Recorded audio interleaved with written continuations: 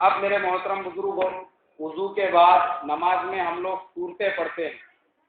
ہماری صورتوں کا بھی تجوید کے ساتھ میں صحیح ہونا ضروری ہے، اس لیے کہ نماز کی صورتیں اگر ہماری صحیح نہیں رہے گی اور الفاظ کی تھوڑی سی بھی غلطی ہو گئی تو اس سے نماز میں بہت بڑا فساد پیدا ہو جاتا ہے. بعض اوقات نماز دہرانے کی بھی نوبت آتی ہے.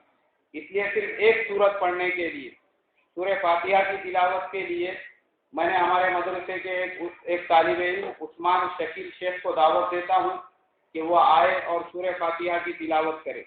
عثمان شکیل شیخ.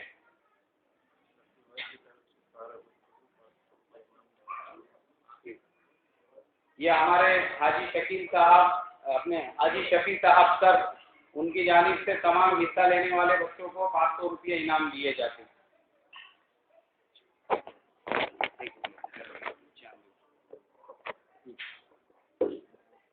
السلام علیکم ورحمۃ اللہ وبرکاتہ.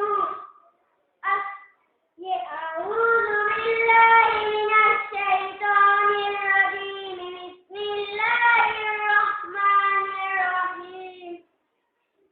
الحمد للہ رب العالمین الرحمن الرحیم مالک یوم الدین.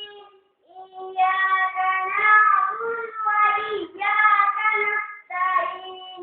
اهدنا الصراط المستقيم صراط الذين أنعمت عليهم غير المغضوب عليهم ولا الضالين.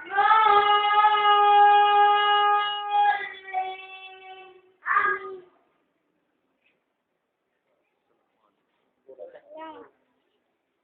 السلام علیکم ورحمۃ اللہ وبرکاتہ. یہ معصوم بچہ، اس کا نام ہے عثمان شکیل شیخ. یہ 4 بھائی ہے.